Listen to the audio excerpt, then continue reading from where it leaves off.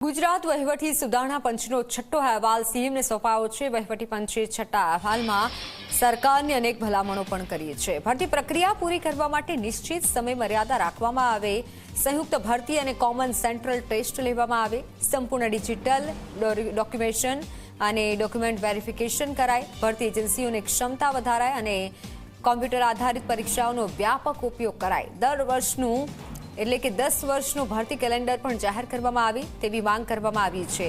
Phone line પર સંવાદદાતા હિતલ જોડાઈ ચૂક્યા છે। હિતલ, ભરતી પ્રક્રિયા માટે આ ખાસ જે માંગ કરવામાં આવી છે, વધુ જાણકારી।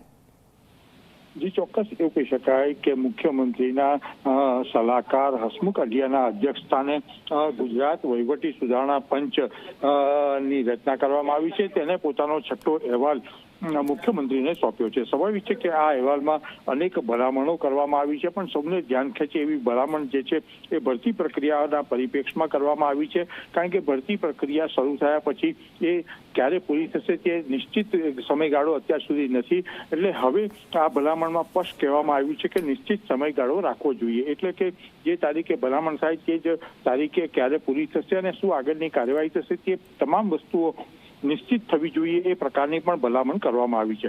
સાથે બીજી ભલામણ એ કરવામાં આવી છે કે સંયુક્ત ભરતી અને કોમન એન્ટ્રન્સ ટેસ્ટ જે છે કોમન ટેસ્ટ લેવાવી જોઈએ। સંયુક્ત ભરતી પ્રક્રિયા જ્યારે હોય ત્યારે તેના કારણે ખર્ચો પણ ઘટી શકે અને જે ઉમેદવારો આમાં ભરતી પ્રક્રિયામાં ભાગ લેવાના છે એ લોકોએ એક ટેસ્ટ દ્વારા કોમન જે પરીક્ષાઓ હોય છે એના પરિપ્રેક્ષમાં આ નિર્ણય લઈ શકાય એ પ્રકારની પણ ભલામણ આ રિપોર્ટમાં કરવામાં આવી છે। સ્વાભાવિક છે કે અત્યારે આ છઠ્ઠો અહેવાલ છે, અત્યાર સુધી અનેક ભલામણો આ વહીવટી સુધારણા પંચ દ્વારા કરી લેવામાં આવી છે અને સરકાર એ ભલામણોનો સ્વીકાર કરીને તેની અમલીકરણ થાય ઝડપથી એ દિશામાં પણ આગળ વધી રહી છે। જી બિલકુલ હિતલ, આભાર માહિતી બદલ।